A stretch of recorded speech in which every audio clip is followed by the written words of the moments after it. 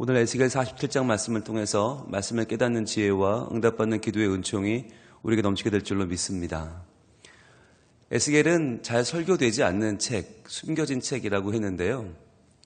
그 중에서도 이 37장에 나오는 마른 뼈 환상과 오늘 47장에 나오는 성전에 물이 흐르는 환상은 엄청나게 많이 설교된 본문입니다. 그만큼 많이 알려졌고 많은 사람들이 좋아하고 은혜 받는 본문입니다. 그래서 이 성전 물의 환상에 대해서는 아마 많이들 설교를 들으셨을 겁니다. 왜냐하면 이 물이라고 하는 것이 우리가 경험하는 물, 우리가 체험적으로 알고 있는 물과 성경에 나오는 물은 좀 다르거든요. 이스라엘 지방, 중동 지방에서 물이라는 것은 생명 그 자체입니다. 그래서 성경에서 물은 항상 하나님의 은혜를 상징합니다.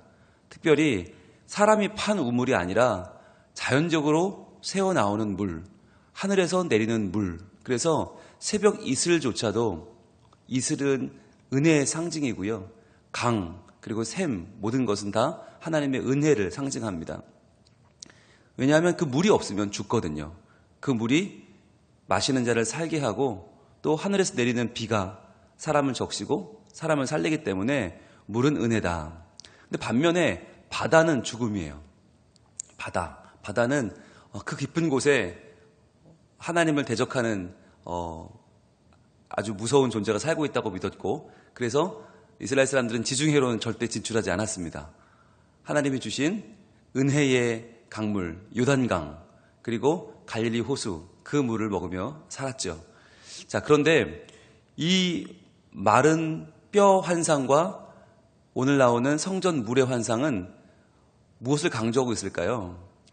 마른 뼈 환상은 그거죠. 죽어버린 뼈, 말라버린 뼈가 살아난다라고 하는 가능성이 없는 불가능한 상황을 가능하게 하시는 하나님의 은혜예요. 이제는 도저히 손을 댈 수 없는 말라버린 뼈가 어떻게 살이 붙고 힘줄이 생기고 거기에 피가 돌고 어떻게 가죽이 덮이고 어떻게 살아나겠어요? 불가능한 것을 가능하게 하는 하나님의 능력이라면 오늘 성전 물의 환상은 뭐냐면 점점 퍼져나가서 온 세상을 뒤덮는 하나님의 은혜입니다. 그래서 하나님의 은혜를 에스겔은 두 가지로 강조하고 있는데, 하나는 불가능한 것을 가능하게 하는, 완전히 죽어버린 것을 살아나게 하는 능력, 그것이 하나님의 능력이다. 또 하나는 한 곳에 머물러 있지 않고 그것이 점점 퍼져나가서 더 많은 사람들을 살리고 더 많은 사람들을 주께 돌아오게 하는 능력, 그것이 바로 복음의 능력이지요. 그래서 우리는 에스겔을 이제 내일이면 끝나는데 에스겔 48장까지 봤는데 뭘 기억해야 될까? 이 두 가지만 기억하셔도 여러분 아주 훌륭한 거예요. 하나님은 죽어버린 나를 살리셨다. 죄로 인하여 죽은 나를 살리시고 도무지 가망이 없는 나를, 불가능한 나를 하나님이 다시 한번 하나님의 자녀로 삼으셨다. 그 은혜, 바로 십자가의 구속, 예수의 피로 나를 하나님께로 나아갈 수 있게 하신 것, 그것이 나에게 주신 은혜고, 또 하나는 이 은혜는 나에게 머물러 있지 않고 점점 퍼져나간다. 그래서 나 혼자 믿고 구원받는 것으로 끝이 아니라 내 가족에게, 내 친지에게, 내 이웃에게 퍼져나가서 이 능력은 더욱더 많은 사람들을 살려낸다라고 하는 것, 이 두 가지를 기억하시면 아마 에스겔에 담겨있는 하나님의 뜻, 하나님의 은총을 우리가 잘 기억하는 것이 될 줄로 믿습니다. 물론 다 기억하시면 좋죠. 48장을 다 기억하시면 좋겠지만, 그러나 우리의 능력이 한계가 있으니까 누가 하루 한 장 에스겔 열심히 들었다며 그래 에스겔 무슨 얘기야? 라고 하면 이 두 가지만 잘 말씀해 주셔도 좋겠습니다. 자, 보겠습니다. 1절입니다. 그가 나를 데리고 성전문에 이르시니 성전의 앞면이 동쪽을 향하였는데 그 문지방 밑에서 물이 나와 동쪽으로 흐르다가 성전 오른쪽 제단 남쪽으로 흘러내리더라 그랬죠. 여기서 물이 나온다, 물이 흐른다라고 하는 것이 우리 개념에서는 건물에서 물 흐르면 안 되잖아요. 건물을 새로 지었는데 물 나오면 잘못 지은 거죠. 부실시공이죠. 그런데 이게 개념이 다르다고 했어요. 이 지역의 물이라고 하는 것은 생명이다. 물은 은혜다. 그래서 그 물이 어디서 흘러나온다고요? 성전 문지방 밑에서 흘러나온다고요. 그래서 그것이 흘러내린다. 이 말은 하나님의 은혜가 어디에서? 성전에서, 즉 하나님이 계신 성소에서 하나님의 은총이 지금 뿜어져 나오는 것을 환상 가운데 보여주시는 것입니다. 그래서 우리는 이 은혜를 사모해야 되는데 이 은혜는 하나님의 성소에서 흘러나온다. 이 말을 바꿔 말하면 예배의 처소, 우리가 예배하는 이 시간은 왜 중요한가? 바로 생명이 내 안에 다시금 부어지는 시간이기 때문이에요. 그렇잖아요. 우리는 어디에서나 하나님을 경험하는 게 맞죠. 어디 가나 하나님 계시죠. 맞죠. 그런데 실제로 우리의 마음이 어디에서나 하나님을 향해 열리지는 않아요.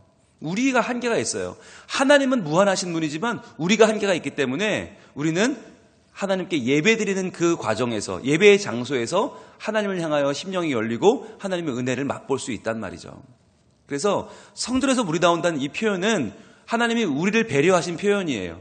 하나님에게는 무한해요. 어디서든 물이 흐를 수 있어요. 그런데 우리가 유한하기 때문에 하나님은 성소에서 물이 흘러나와 우리의 심령을 적신다라고 우리를 통한 표현으로 말씀하고 계시는데, 여기서 이제 노란색을 한번 표시해 볼게요.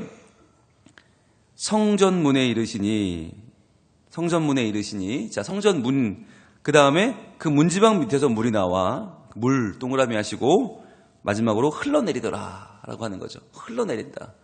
물이 그냥 고여있는 게 아니고, 물이 그냥 조금 있는 게 아니고 흘러내린다. 여러분, 흘러내린다는 거 무슨 얘기예요? 물이 지속적으로 나온다는 얘기죠. 그냥 조금 나와서 멈춰있는 게 아니라 계속 지속적으로 나오기 때문에 흘러내리는 거예요. 흘러내리는 힘, 물을 흐르게 하는 힘이 하나님의 힘입니다. 그 물을 흐르게 하는, 은혜를 부어서 그 은혜가 점점 넘치게 하신 것이 하나님의 은혜인데, 자, 2절, 그가 또 나를 데리고 북문으로 나가서 바깥길로 꺾여 동쪽을 향한 바깥문에 이르시기로 본즉 물이 그 오른쪽에서 스며 나오더라. 아까 분명히 1절에서는 동쪽과 남쪽으로 얘기했거든요. 이제는 또 북쪽으로 가서 또 동쪽으로 향해요. 어디를 가나 이 물이 흐르는 거예요. 성전 어디든 한쪽 방향이 아니라 누구에게만 아니라 특정한 사람들에게만 아니라 모두에게 물이 계속 스며 나오는데요. 3절에 보시면 그 사람이 손에 줄을 잡고 동쪽으로 나아가며 천척을 측량한 후에 내게 그 물을 건너게 하시니 물이 발목에 오르더니, 여기서 말하는 그 사람은 천사인지 성육신 하신 예수님인지 모른다고 했어요. 그런데 하나님을 대변하는 사람이다라고 했죠. 즉 하나님께서 우리한테 그 물을 건너가라 하신 거예요. 그런데 그 물을 천척을 측량했다는 말은 약 500m거든요. 530m 정도 되는데 그 정도를 지나간 다음에 건너라 하시니 물이 발목에 오르렀다. 여러분, 발목에 오른다는 건 어떤 물일까요?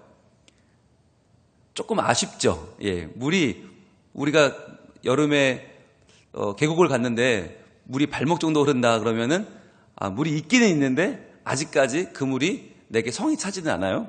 그런데 노란색 표시해 보세요. 물이 발목에 오르더니, 이 말은 뭐냐면 그 물을 실감할 수 있다는 거죠. 물을 실감할 정도는 되고 이 물이 이제 나에게 어떤 영향력을 미치기 시작하죠. 시원하잖아요. 일단 좋잖아요. 거기 그 정도예요. 그런데 내가 실감을 할 수 있지만 이것 때문에 내가 어떤 영향을 받지는 않아요. 자, 그런데 4절에 다시 천척을 측량하고 내게 물을 건너라 하시니, 자, 똑같은 말이죠. 물이 무릎에 오르고. 자, 물이 무릎 정도 올라오면 어떤 느낌이 드나요? 이제부터는 이 물이 심상치 않아요. 그죠? 무릎 정도 오면 내가 움직이기가 썩 좋진 않죠. 왜? 이 물이 지금 흐르고 있기 때문에. 이 물이 흐르고 있다면 무릎 정도만 와도 벌써 내가 느낌이 확 다르죠. 예, 이쯤 오면 뭘 느껴야 돼요? 이 물이 나를 꼼짝 못하게 할 수도 있구나. 우리가 마음에 좀 그런 마음이 들어요. 자, 그런데 다시 천척을 측량하고 내게 물을 건너게 하시니 물이 허리에 오르고. 자, 노란색으로 표시합니다. 물이 무릎에 오르고 물이 허리에 오르고. 허리에 올라온다는 말은 뭐예요? 나의 중심을 이제 차지하고 있는 거죠. 그 물이.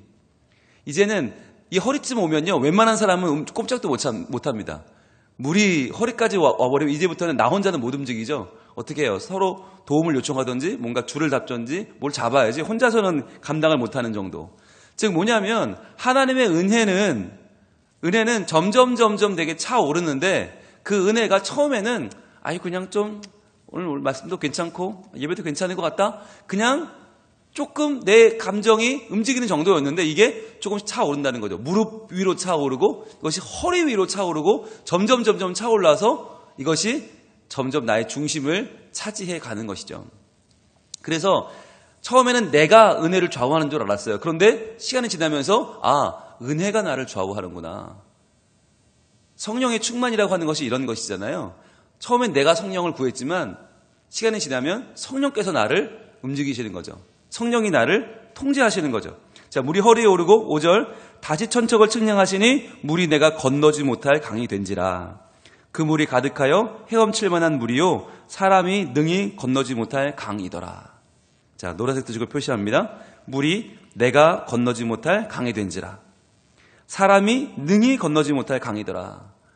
이 은혜는 어디까지 차오르나 한 중심까지 오면 허리까지 오면 끝났나? 아니라는 거예요. 거기서 더 차올라서 아예 건너지 못할 강, 이제는 헤엄을 칠 만한 물이라는 거예요. 더 건널 수 없는 물이 돼버린다.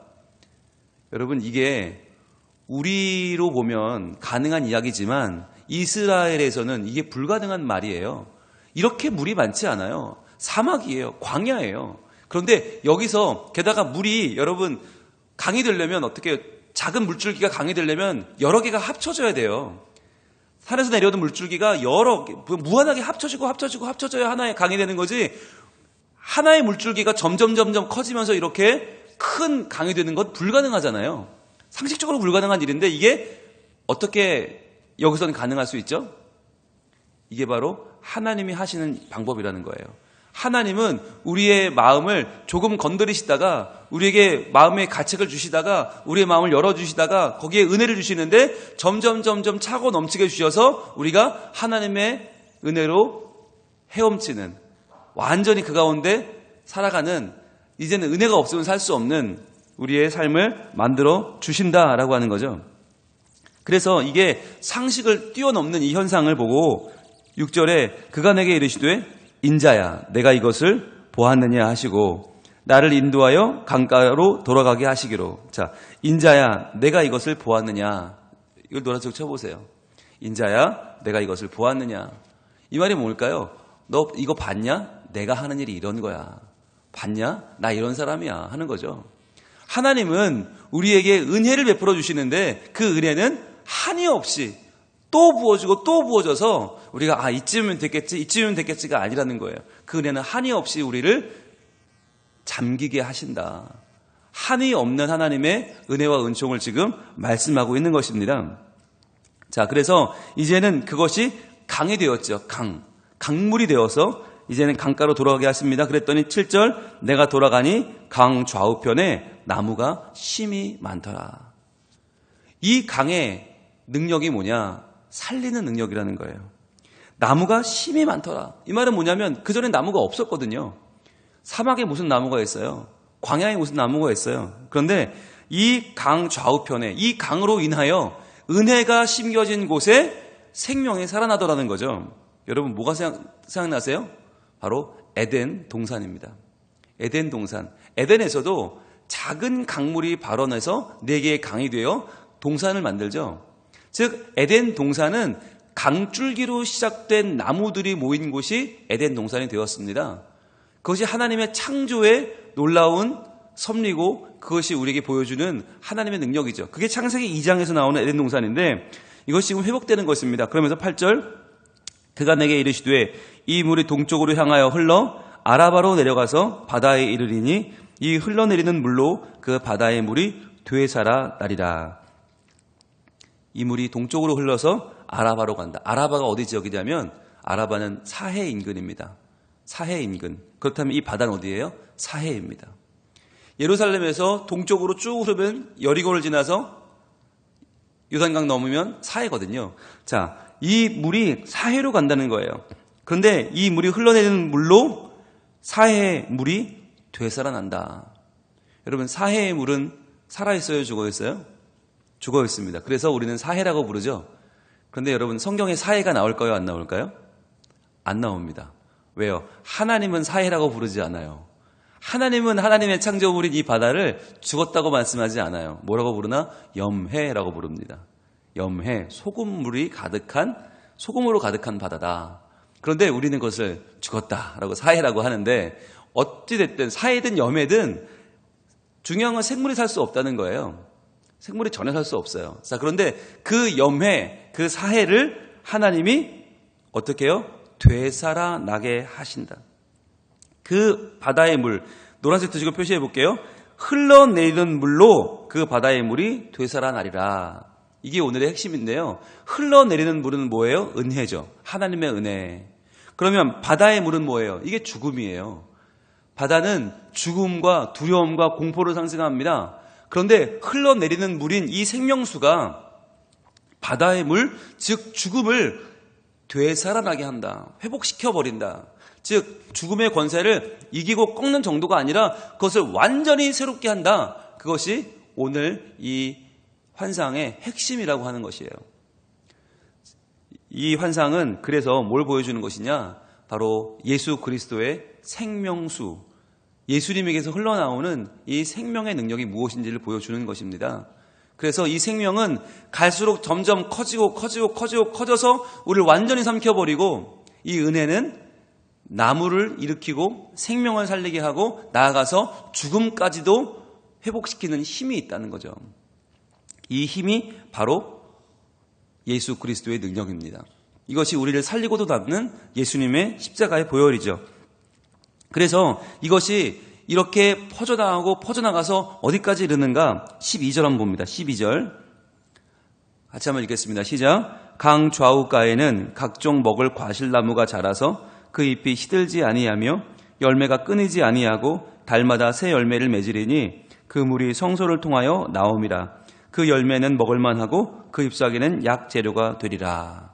자, 이게 모든 오늘의 물의 결정체거든요. 강 좌우에는 각종 먹을 과실나무가 자라서 그 잎이 시들지 아니한대요. 하나님의 은혜는 지속적으로 공급되어 우리에게 한 번의 체험으로 끝나지 않고 지속적으로 우리가 먹을 과실나무가 자라게 되고, 열매가 끊이지 아니하고 달마다 새 열매를 맺어요. 때에 따라 계속해서 그 은혜는 우리를 살게 하신다는 거죠. 어떤 물이요? 노란색 들고 표시해 볼게요. 그 물이 성소를 통하여 나옴이라. 분명히 밝혀주고 있어요. 이 물이 다른 어떤 강물이나 다른 어떤 샘이 아니라 성소를 통하여 나왔던 바로 그 물이에요. 그 열매는 먹을만하고 그 잎사귀는 약재료가 된다. 먹기도 하고 치료하기도 하고 그것이 우리에게 필요한 모든 것을 제공한다는 거죠. 우리의 생명을 살리고 우리의 삶을 지원하고 공급하는 물이 된다. 그런데 이게 왜 중요하냐면 이 12절 말씀을 잘 보신 다음에 이 말씀이 어디에 또 나오나? 바로 예수님께서 최후 승리하시는 모습, 요한계시록 22장에 나옵니다. 볼까요? 요한계시록 22장, 저 뒤로 갑니다. 1절과 2절. 요한계시록 22장 1절과 2절로 가면 오늘의 말씀이 그대로 반복되어 있습니다.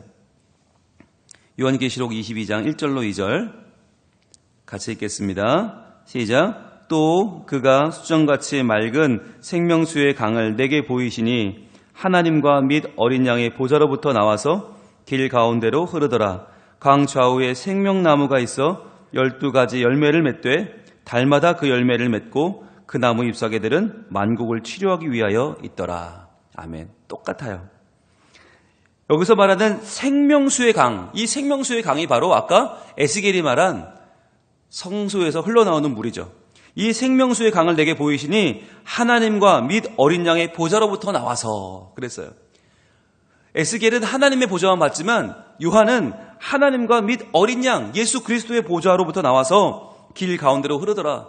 강 좌우에 생명나무가 있어서 12가지 열매를 맺고 달마다 그 열매를 맺고 그 나무 잎사귀들은 만국을 치료하기 위하여 있더라. 이것이 요한이 본 환상이에요. 똑같은 환상을 구약에서는 에스겔이 받고 신약에서는 요한이 받죠. 결정적인 말은 치료라고 하는 말입니다. 치료, 고친다. 즉 이것은 광야를 동산으로 바꾸는 지역적인 땅의 회복만으로 그치지 않고 치료하는 능력이 있어서 모든 병든 것들을, 모든 잘못된 것들을, 죽음에 물든 것들을 치료하고 살려내는 하나님의 능력이 되시는 것입니다. 그래서 우리가 오늘 이 시간에 하나님의 전에 나와서 우리가 말씀을 받고 그 말씀을 갖고 기도하고 그 말씀을 품고 살아간다는 것은 뭐냐? 우리가 고침을 받는 거예요. 꼭 뭐 시류의 은사가 있고 꼭 뭐 치유 집회에 가야만 치료를 받는 게 아니라 내가 하나님의 말씀으로 나의 죄악으로 물든 내 심령을 치료하는 거예요. 그 은혜가 나를 살리시는 거예요. 여러분, 그래서 우리는 말씀을 계속 들어야 하고 그 말씀을 묵상해야 하고 그 말씀을 전해야 합니다. 여러분, 말씀을 전하라는 게 꼭 나가서 뭐 누굴 데려와라 전도를 하란 말이 아니라 여러분이 그 말씀을 전할 때, 입으로 고백할 때 그게 내 것이 되기 때문이에요. 말씀의 치료라고 하는 것은 여러분이 정말 어느 분에게 안수를 받고 고개를 조아리고 치유받는 게 아니라 말씀을 아멘으로 받고 그 말씀이 나를 채우고 그 말씀이 내 안에 순환하면서 그 말씀이 나를 살려내는 거예요. 내 상황을 개선시키고 내 막혀버린 모든 삶의 문들을 열고 모든 내 닫혀버린 미래를 열어가는 것은 말씀 안에 이루어지는 온전한 치유예요. 그래서 여러분, 오늘의 이 말씀이 에스겔의 환상이 아니라 요한의 환상이 아니라 나의 환상으로 이 말씀이 나를 살리시고 나를 치유하시는 하나님의 능력이심을 고백해 보십시오. 그때부터 이 말씀이 나를 살리는 능력이 됩니다. 오늘 부른 찬양처럼 강물같이 흐르는 기쁨, 성령 임하십니다.